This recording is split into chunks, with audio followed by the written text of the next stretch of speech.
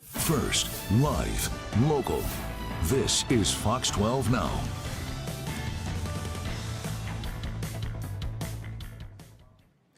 Hello, everyone. Greg Nibbler here with Fox 12 Now. Thank you for joining us wherever you are. We do appreciate it. We go live here every weekday at 1 p.m. Pacific, and we've got a lot of content today. So there's a lot of live streaming that's going to be happening. That's on YouTube, that's on our apps, that's on our website. So make sure you stick around for the afternoon. But right now, we're talking about something that happened yesterday, something big, and that is the Oregon Legislature finally got back into session and passed a lot of stuff.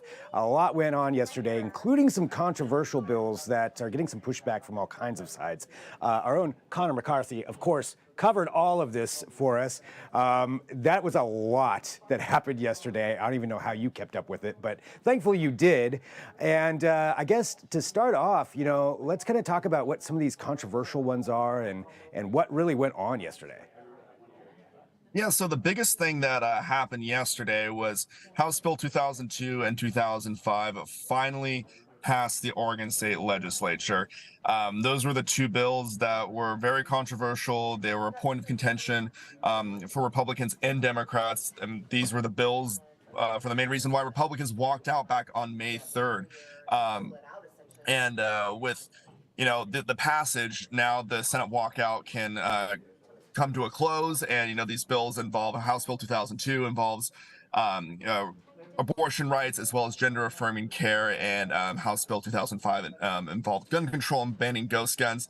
And the biggest takeaways, the biggest amendments from both of them for House Bill 2002, Democrats agreed to amend the bill so parents can have a say in an abortion for a minor under 15, except in extreme circumstances. Initially, that wasn't in the bill. Republicans wanted to have some parental say.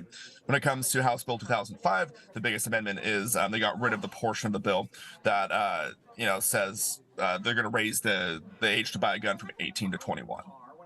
Yeah, those are both. We all know those are extremely, controversial and contentious on all kinds of sides. So, first thing, I can't believe it was May 3rd that they walked out. That's so long ago that this has been going on. So naturally, I guess that means there was a lot to catch up on.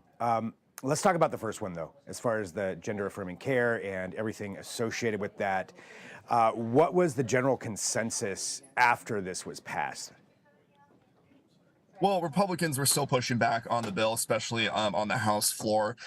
There are some Republican representatives who said this bill was not necessary. Oregonians don't agree with this bill. It's not the top of mind. It's not an issue that is really concerning to them right now. They said that Oregonians right now care about fixing the homeless crisis, cracking down on crime, and fixing the housing crisis. But understandably, they knew the bill was going to pass, and their Republican colleagues in the Senate knew after coming back from the walkout, they knew, okay, well, our caucus does agree with this to some sort of extent, so Republicans can get back to work on the Senate side. But yeah, that's, basically the big pushback was from Republicans still saying, this bill doesn't do much for women's rights. Oregon, this is their words, Oregon's already an abortion extreme state, and there's a lot of rights for people who want abortions, and this is just something that was unnecessary in their eyes. So just kind of the same talking points, I guess, that we would expect that was coming from that.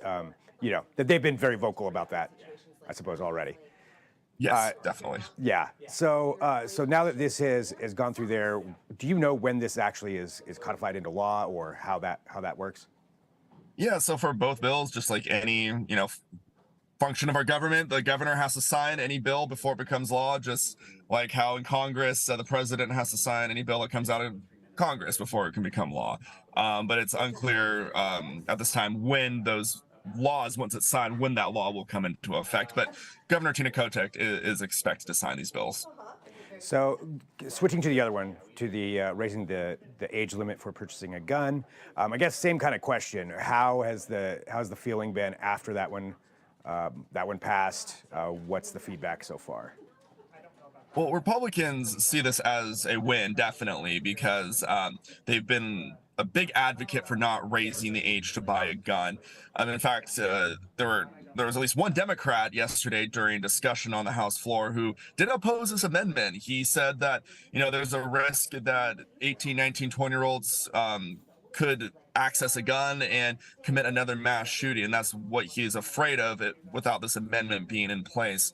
But this is definitely seen as a win for Republicans. Granted, also Republicans just talked overall about this bill pushing back, saying, this bill to ban ghost guns isn't going to stop criminals. Criminals are going to find a way to find a gun. Basically, the similar talking points that Republicans have from national all the way down to the local level.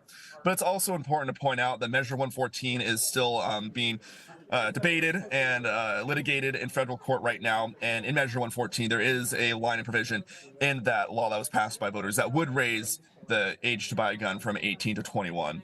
So it's still possible. It depends what the federal court has to say. But so it's still a discussion point right now. Yeah, so there's still maybe an end around then, or not even end around, but if that one gets enforced, then it's going to go anyway.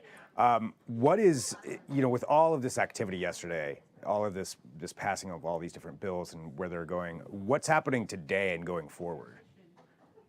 Well, today they got to get as much work done as possible. The deadline for the legislative session is June 25th, which is, I believe, this Sunday.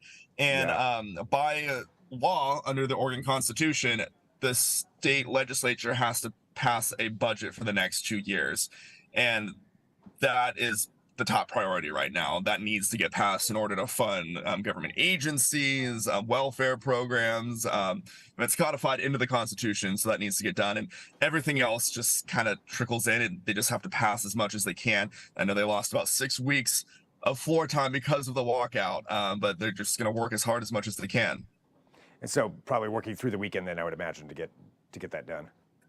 Yes, and maybe even to the night, but then again, the legislators get to decide their own hours, so when they want to stop working. That's true. Well, for you, I mean, I know that you're working. You've got a lot going on today. Anything to expect as far as coverage coming up today? So right now I'm actually on scene of a breaking news scene we've been following since 1 a.m. A shooting that happened in Southeast Portland on 148th and Southeast Stark. 2 people were hurt, taken to the hospital with non-life-threatening injuries. What we know so far is 6 people have been detained, and currently actually looking outside my car, and I am seeing some movement by police. They've been kind of hanging out here all afternoon or early morning into this afternoon, waiting to move in on this apartment. And so tonight, 4, 5, and 6, we'll have an update on that and kind of hopefully a whole wrap up from police of what happened. All right. Well, Connor, thank you very much for taking some time out to talk to us about everything going on yesterday. That sounds like you've got a lot going on right now. So if there's police activity going on, you got to go follow that and see what's happening there. But thank you, as always, for being here with us. Of course. And one question for you. So the gas bill, we're going to switch back to legislation. Yes, I would love to talk about that. But I want to ask you, do you prefer to pump your own gas, or do you want someone to do it for you? Okay, I am a native Oregonian, so I have grown up with, other people pumping the gas. I like pumping the gas because I don't like waiting. I'm really impatient. So if I get there, I just want to get out and just get it over with. So that, for me, I'm all for it. I am for pumping my own gas. That's how I feel too, especially on the way to a breaking news scene and I have to wait for someone to come out and get my gas. Like, I just can come out and do it myself. But I do like in the winter how I can sit in my car and let someone else do it. So I don't have that is cold. A good point. That's a very good point. Yeah. Okay. So I think summer pumping, and then in the winter somebody else can do it. That's how we divide it up. Everybody wins. Exactly. All right, Connor. Thank you so much. I'll talk to you soon. All right. Thanks. Have a good one. Yeah, talk about a controversial bill right there. There's a lot of opinions on the gas pumping side of things. Maybe we'll need to do a feature on that here as that goes forward. We'll have to do some explainers and lessons on how to pump gas. Also, I wonder how many times it's going to happen that somebody's going to drive away with the pump in their car. That's coming. That is definitely going to be happening. All right, but for Fox 12 Now, again, I'm Greg Nebler. Appreciate you watching. We are live right now. If you're watching on one of our past videos, well, here's what's coming up. At 1:30 p.m., we are going to be talking about another huge topic of the day, and that is the Portland Trail Blazers. What are they going to do with the 3rd draft pick?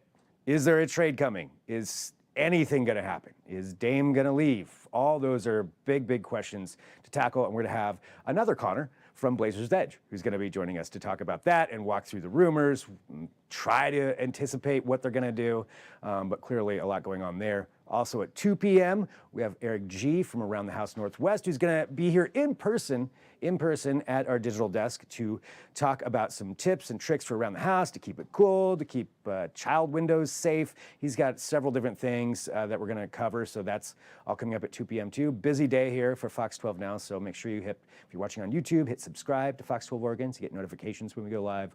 If you're watching on our apps, good job. You're doing great. Keep it up. And come right back here with me in just a few minutes, probably about 15 minutes. I'll be right back on here. So stick around. I'll talk to you then. I'm Greg Nibbler. This is Fox 12 Now.